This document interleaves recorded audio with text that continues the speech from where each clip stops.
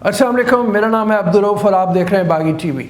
इस वक्त मुल्क में शहबाज गिल के हवाले से जो गुफ्तगू ज़बान ज़द आम है वो जितनी और संजीदा और गंभीर है उतना ही इसका तकाज़ा है कि इसको एक बहुत संजीदगी के साथ लिया जाए। हम ये जानते हैं कि इमरान खान के chief of the staff Shahbaz Gill को पुलिस ने मंगल के रोज़ इस्लामाबाद से गिरफ़्तार किया और इन पर थाना कोसार में मुकदमा दर्ज कर लिया गया।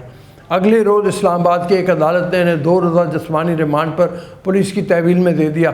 शहबाज गिल के ख़िलाफ़ दर्ज होने वाले FIR के मुताबिक उन पर रियासत के ख़िलाफ़ महाजराई और फ़ौज में बगावत या फ़ौजी जवानों को बगावत पर उकसाने और अवाम में इंतशार फैलाने जैसे इल्ज़ामात शामिल हैं। रियासती इदारों के सरबराहों के ख़िलाफ़ बगावत पर उकसाने के मुकदमे में गिरफ़्तार पाकिस्तान तहरीक इंसाफ के रहनुमा शहबाज गिल की आवाज़ मैच करवाने के लिए वफाकी तहकीकाती एजेंसी FIA ने फोरेंसिक लेबॉर्ट्री से रब्ता कायम कर लिया। पुलिस राय के मुताबिक PTI रहनुमा शहबाज गिल के मोबाइल फ़ोन का फोरेंसिक मुआयना करवाया जा रहा है। पूछगछ जारी है। शहबाज गिल ने किसके ईमा पर मीडिया में बयान दिया? शहबाज गिल मुंतखब अवामी नुमाइंदे नहीं हैं और ना ही उन्होंने ताहाल इंतखाबी सियासत में बराह रास्त हिस्सा लिया है। ताहम वो साबिक वज़ीर आज़म इमरान खान के मुशीर रह चुके हैं। शहबाज गिल पाकिस्तान की पहली सियासी शख्सियत नहीं है जिनके ख़िलाफ़ इस तरह के मुकदमा दर्ज किए गए हैं।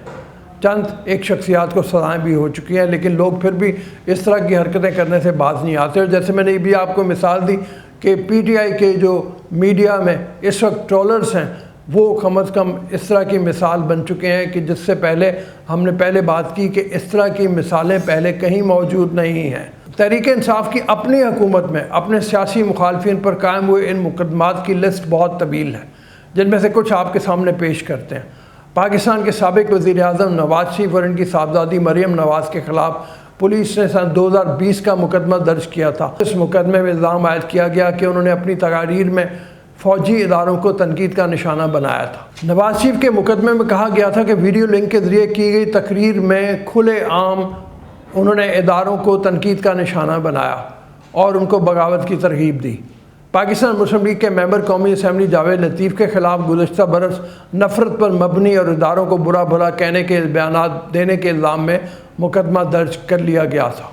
इनके ख़िलाफ़ केस में भी ज़्यादातर वही दफ़ात FIR में शामिल की गई थी जो साबिक वज़ीर आज़म इमरान खान के chief of staff Shahbaz Gill के ख़िलाफ़ दर्ज होने वाली FIR में शामिल हैं। शहबाज गिल की तरह जावेद लतीफ़ के ख़िलाफ़ भी मुकदमा एक TV प्रोग्राम के दौरान होने वाली गुफ्तगू की बुनियाद पर बनाया गया था। लाहौर की एक अदालत की जानिब से इनकी कबल गिरफ़्तारी की दरख्वास्त मुस्तरद होने पर पुलिस ने उन्हें अदालत से गिरफ़्तार कर लिया था। ताहम चंद माह जेल में रहने के बाद लाहौर की एक अदालत ने जावेद लतीफ़ को ज़मानत पर रहा कर दिया था। उस वक्त वफाक और सूबे पंजाब में पाकिस्तान तहरीक इंसाफ की हुकूमत थी। पाकिस्तान के सीनियर सियासतदान और साबिक मेंबर कौमी असम्बली जावेद हाशमी भी सन 2003 में इसी तरह की खबरों का मरकज़ बने थे। उन्होंने एक प्रेस कॉन्फ्रेंस के दौरान एक ख़त पढ़ा और सहाफ़ियों में तकसीम किया था।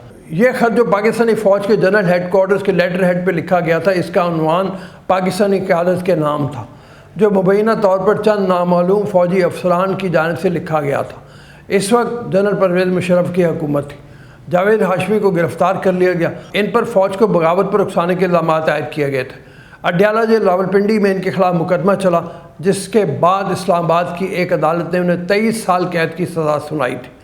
लगभग 4 बरस जेल में रहने के बाद सन 2007 में सुप्रीम कोर्ट ने जावेद हाशमी को ज़मानत पर रहा कर दिया था। जावेद हाशमी उस वक्त पाकिस्तान मुस्लिम लीग नून के कायम मकाम सदर थे। पाकिस्तान तहरीक इंसाफ की मरकज़ में हुकूमत ख़त्म होने के बाद रवां बरस कराची से PTI के रहनुमा आलमगीर खान के ख़िलाफ़ बगावत इंतशार फैलाने की कोशिश के इल्ज़ामात पर मुकदमा दर्ज कर लिया गया था। गुलशन इकबाल थाने में दर्ज मुकदमे में आलमगीर खान पर इल्ज़ाम आयद किया गया था कि उनके ईमा पर कराची में वॉल चॉकिंग की गई है। पाकिस्तान में रियासत बगावत के मुकदमात की फहरिस्त तवील है।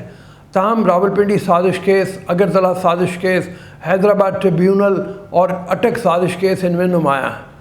फरवरी 1951 में 13 फ़ौजी अफसरान और 4 सिविलियन अफराद को, जिनमें मेजर जनरल अकबर ख़ान, शायर फैज़ अहमद फैज़ और कम्युनिस्ट रहनुमा मेजर इसहाक नुमायाँ थे, रियासत के ख़िलाफ़ साजिश के इल्ज़ाम में गिरफ़्तार कर लिया गया, जो बाद रावलपिंडी साजिश केस के नाम से मशहूर हुआ। जून 1951 में इस मुकदमे की समाअत हैदराबाद सेंट्रल जेल में शुरू हुई, जो 2.5 साल तक जारी रही। जस्टिस मोहम्मद शरीफ ने اس سازش کے مرکزی کردار میجر اکبر خان کو 12 سال قید کی سزا سنائی۔ دوسرے تمام فوجی افسران کو بھی سزا سنائی گئی۔ سن 1955 میں لاہور ہائی کورٹ نے اپیل میں انہیں بری کر دیا تو چند گھنٹوں بعد انہیں دوبارہ گرفتار کر لیا گیا، لیکن بعد میں ضمانت پر رہا کر دیا گیا۔ اگرتلہ سازش کیس پاکستان کی تاریخ کا سب سے اہم مقدمہ کہا جا سکتا ہے۔ اس کی کڑیاں مشرقی پاکستان کی علیحدگی اور بنگلہ دیش کے قیام سے ملتی ہیں۔ 6 جنوری 1968 کو حکومت نے اعلان کیا کہ اس نے 28 افراد کو گرفتار کیا ہے جو مشرقی پاکستان کی علیحدگی کے لیے کام کر رہے تھے۔ ان میں فوجی افسر جیسے لیفٹیننٹ جنرل معظم حسین اور دوسرے سویلین افراد شامل تھے۔ 18 اپریل 1968 کو عوامی لیگ کے سربراہ شیخ مجیب الرحمان کو جنرل ایوب خان کے حکم پر گرفتار کیا گیا اور جلدی رہا کر دیا گیا، لیکن 9 مئی کو دوبارہ حراست میں لے لیا گیا۔ جون میں اس مقدمے کی سماعت شروع ہوئی اور 35 افراد پر مسلح بغاوت سے پاکستان کو اس کے ایک حصے سے محروم کرنے کی سازش کا الزام لگایا گیا۔ سب ملزمان نے صحت جرم سے انکار کیا۔ 3 اگست 1971 کو شیخ مجیب الرحمان کے خلاف مقدمہ چلانے کا اعلان کیا گیا اور فیصل آباد اس وقت لائل پور کی ایک جیل میں ججوں کے ایک پینل نے مجیب الرحمان مقدمہ کی سماعت شروع کی، جس کا مجیب الرحمان نے بائیکاٹ کیا اور ججوں نے انہیں ایک کے سوا سب میں مجرم قرار دیا۔ شیخ مجیب الرحمان کو میاں والی جیل منتقل کر دیا گیا۔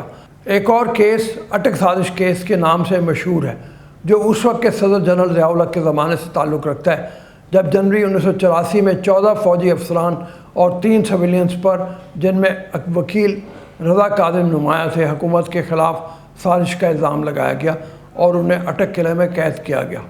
الزام تھا کہ انہیں انڈیا سے سمگل شدہ اسلحہ مہیا کیا گیا تھا۔ ان تمام مقدمات کا تذکرہ اس لیے کیا گیا ہے کہ آپ کو بتایا جا سکے کہ سابق وزیر اعظم عمران خان کے چیف آف سٹاف شہباز گل کے خلاف درج ہونے والے مقدمے میں بھی زیادہ تر وہ دفعات موجود ہیں جو اس سے قبل کئی سیاسی شخصیات کے خلاف درج بغاوت کے مقدمات میں شامل کی جاتی رہی ہیں۔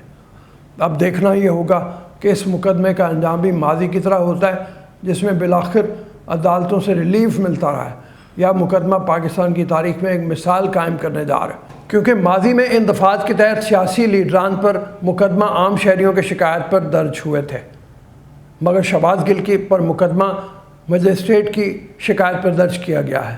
پاکستان میں ماضی سے آج تک اس طرح کے مقدمات میں ریاست کے تمام اداروں نے انتہائی برداشت کے ساتھ ایسے تمام عناصر جو بیرون ملک قوتوں کے لیے انجانے میں اعلیٰ کار بن کر ریاست مخالف، فوج مخالف، قوم مخالف ایجنڈے پر چلتے ہیں، ان کو ریلیف دیا جاتا رہا ہے اور کوئی سخت کارروائی نہیں ہو سکی جس کو بغاوت کے مقدمے میں مثال کے طور پر یاد کیا جائے۔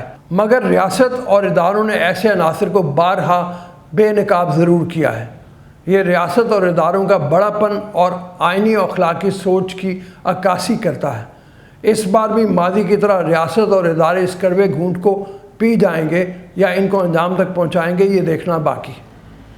چاہیے تو یہ کہ اس بار، جیسے میں نے شروع میں بھی کہا، کہ ایسے لوگ جو میڈیا میں یا سوشل میڈیا کے اوپر ایسے ٹرولز کر رہے ہیں جس کی مثال نہیں ملتی، ان کو ایک سبق ضرور سکھایا جائے، ان کو یہ ضرور بتایا جائے کہ قومی سلامتی سب سے اہم ہوتی ہے۔